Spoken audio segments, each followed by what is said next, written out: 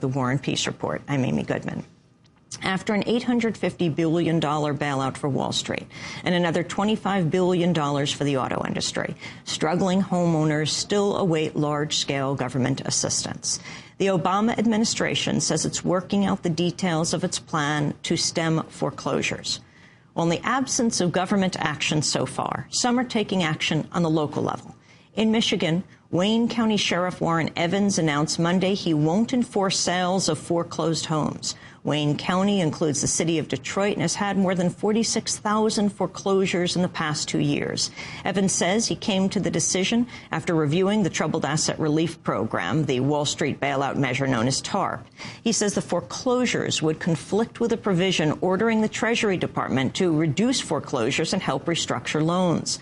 Evans said he'd be violating the law by denying foreclosed homeowners the chance at potential federal assistance. He said, quote, "I cannot in clear conscience allow one more family to be put out of their home until I'm satisfied they've been afforded every option they're entitled to under the law to avoid foreclosure."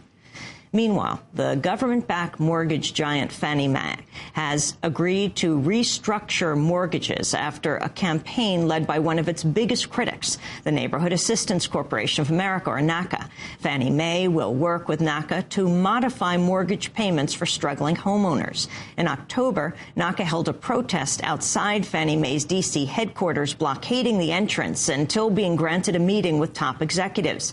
And in Ohio, Democratic Congressmember Marcy Kaptur is encouraging homeowners facing foreclosures to stay in their homes. Kaptur says residents should exercise squatters' rights to refuse being forced out because of loans she says could well have been illegal. Congressmember Kaptur joins us now from Toledo, Ohio. She is the longest-serving Democratic Congressmember in history. We're also joined by Kathy Broca, president of the Fair Housing Center in Toledo. And on the line in Boston is Bruce Marks. He's the president of Neighborhood Assistance Corporation of America, which has just successfully pressured Fannie Mae to work with it to restructure thousands of troubled mortgages. We're going to go first to Ohio.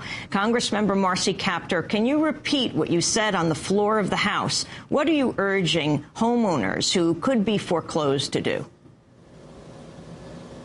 Well, the most important thing to do is to get legal help. And what we are finding is that if people receive a notice from a financial institution, their first reaction is fear, rather than getting proper legal representation. Here in our region, we recommend that people go to Legal Aid or the Advocates for Basic Legal Equality, or nationally there's a number people can call, 888-995-HOME.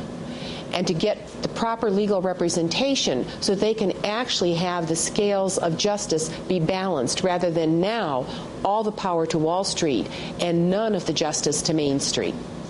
Now, explain how that works.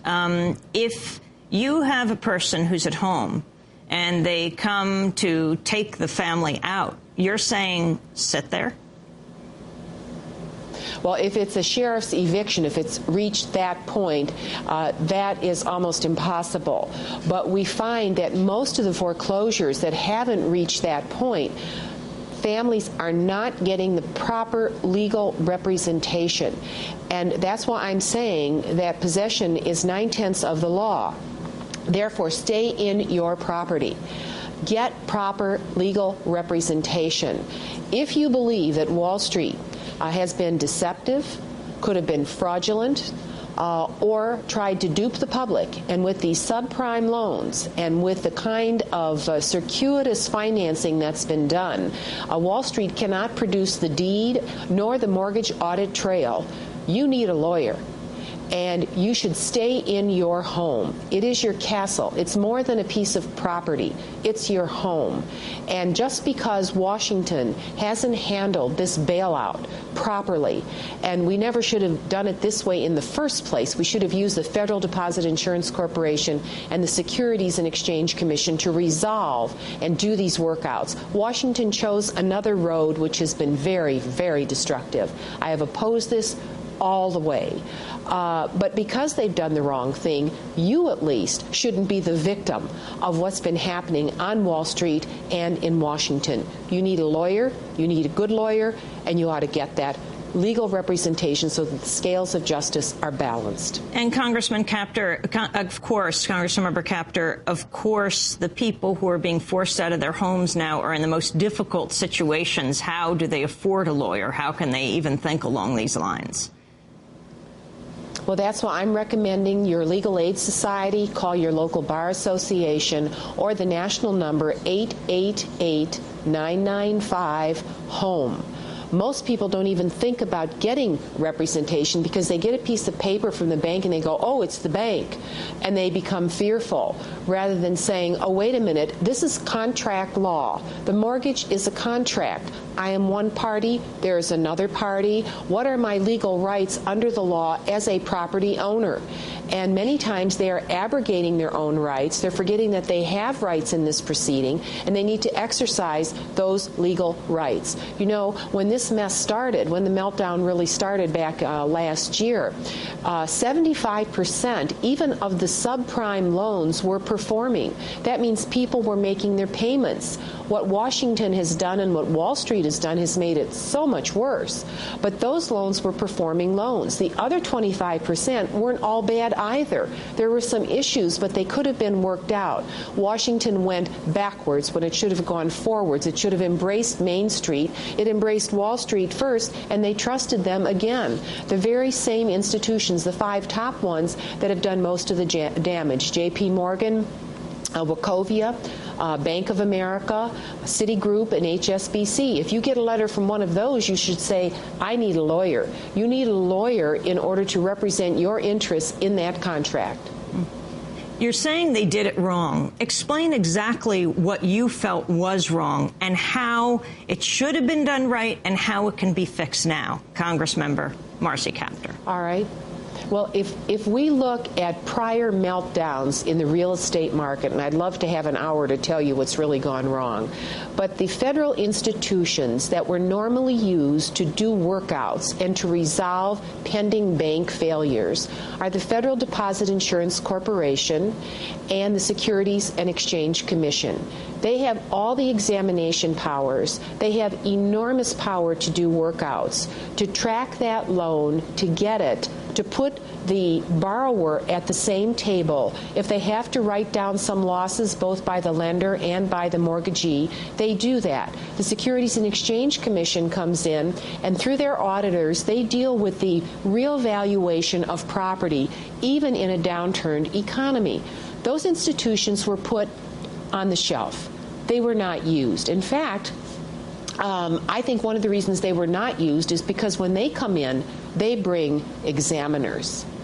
They actually look at the books. They can do mortgage audit trails. And I think that Wall Street really didn't want that.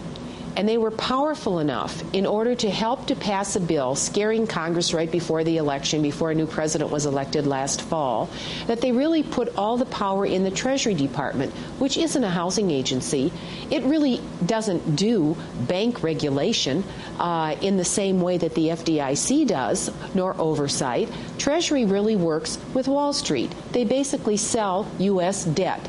There's a real circuit that goes between Wall Street and Washington, the capital, the U.S. Treasury Department. So they used the wrong agency. They brought in people from the very companies like Goldman Sachs to run the Treasury that had been one of the agencies, one of the companies that was going under, so they made it into a bank holding company. You can follow the trail of what they did. Meanwhile, they're protecting their interests on Wall Street, and here on Main Street, the so-called bailout that they were given hasn't trickled down. And so millions and millions of families are getting foreclosure notices. They don't have proper legal representation.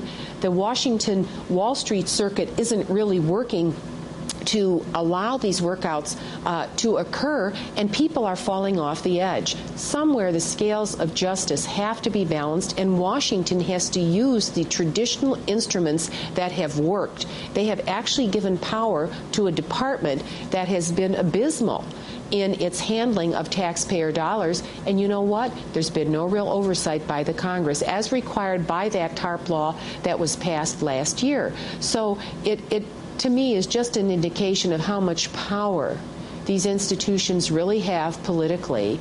But why should my constituents or the constituents of members around the country be hurt even more. They need representation in this process. They deserve it. Congressman Marcy Kaptur, when you talk about those who caused the problem now being in charge of solving the problem, you can only think of a job description for the Treasury Secretary. Be a part of the mess and don't pay your taxes, and you too could be Treasury Secretary of the United States of America. Tim Geithner. Your thoughts? Walk away with billions. And then, Secretary Paulson came from Goldman Sachs, which as this crisis